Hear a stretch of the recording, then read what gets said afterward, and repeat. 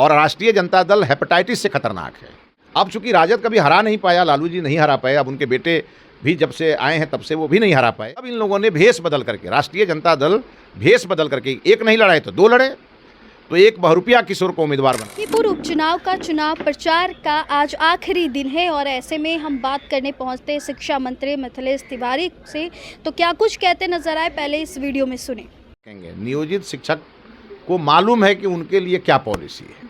Sir, छोटे बच्चों के लिए जो आपने कहा कि हमने प्लानिंग किया है, जो छोटे बच्चे प्री मैच्योर होते हैं, नर्सरी क्लास में एडमिशन, उसके लिए नहीं, बाल बाटिका हम बड़े पैमाने पर शुरू करने जा रहे हैं।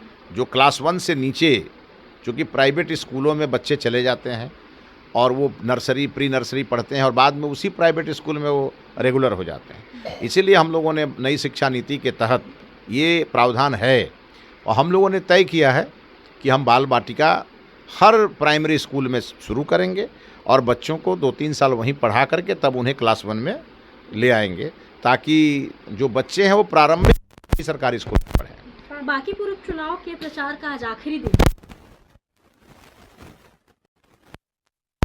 और राष्ट्रीय जनता दल हेपेटाइटिस से खतरनाक है।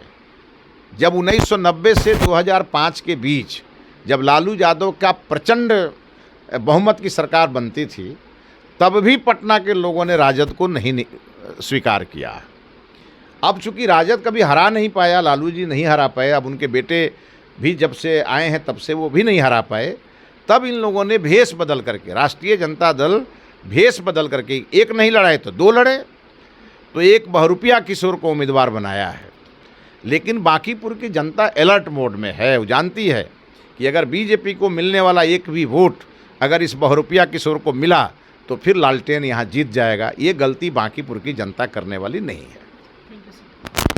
तो हमारे साथ अभी बातचीत कर रहे थे शिक्षा मंत्री मिथिलेश तिवारी। उन्होंने क्या कुछ कहा है आपने इस वीडियो के माध्यम से सुना कि अब बिहार में जो प्री मैच्योर बच्चे हैं, जिनको बालिका जो छोटे बच्चे होते हैं जो नर्सरी प्री नर्सरी में पढ़ाई करने को लेकर के, उन लोगों के लिए भी स्कूल खोला जाएगा। और ऐसे में बातचीत करने के लिए शिक्षा मंत्री मिथिलेश तिवारी मौजूद थे। बाकी पूर्व उपचुनाव को लेकर के भी उन्होंने क्या कुछ कहा है आपने इस पूरी रिपोर्ट में सुना।